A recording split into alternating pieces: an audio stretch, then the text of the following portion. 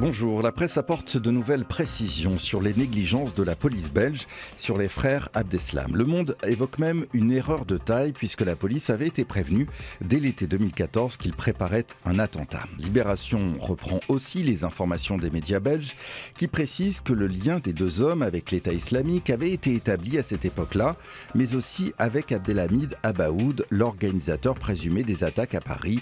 Le parquet belge tente de se défendre, difficilement, et la polémique en Belgique prend une tournure politique. À lire aussi dans l'équipe le témoignage bouleversant d'un miraculé des attentats du 13 novembre.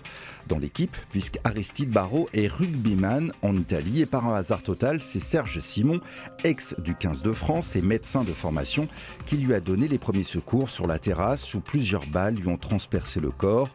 Il a subi ce mercredi sa 4e opération. Il raconte ici comment il s'est senti mourir et comment il n'a pas lâché grâce à sa constitution d'athlète et surtout son mental à toute épreuve.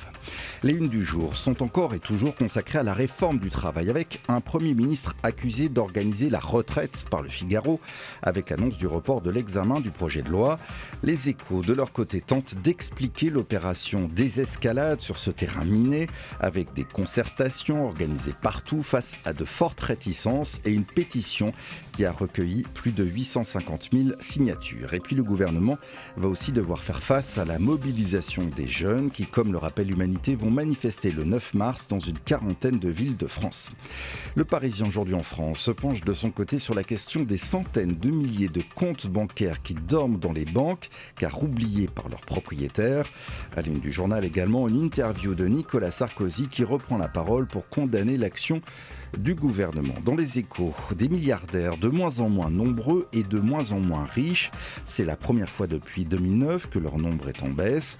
Leurs revenus ont chuté de 10%, mais s'élèvent tout de même à 3,6 milliards de dollars en moyenne. De quoi rester à l'abri. Pour terminer cet article du Monde qui explique comment la Chine est en train d'utiliser le foot pour se refaire une image sur la scène économique et politique à coût de millions pour acheter de bons joueurs, mais aussi de manière plus directive dès l'école où le foot est devenu obligatoire et ça n'a pas l'air visiblement de plaire à tout le monde. C'est ainsi que l'on se quitte. À demain.